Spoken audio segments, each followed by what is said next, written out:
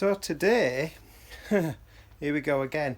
So there's a problem with the pump in that the water pressure's just crap for some reason. So I've got to the pump, but then a wire has come off. But the wire, I don't know if you can see it, the wire is in this tube here that's under the floor. So I'm going to have to drill through here to get to it and try and reconnect it. So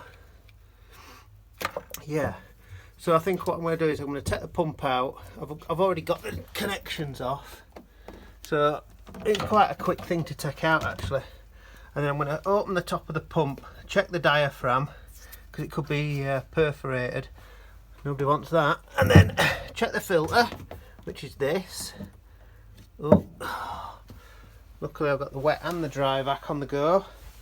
And then we've got another pump which keep as a spare. Now this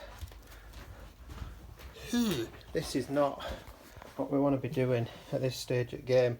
So I've got this bigger pump, but same fittings, so they just unclip and they should just pull out. He says one-handed. Well, they do. He says one-handed. Come on. It's never going to happen, is it? There. Yeah, so they just pull out. They're like hose fittings. So just shove in. So it should just be a direct replacement for the one that's in.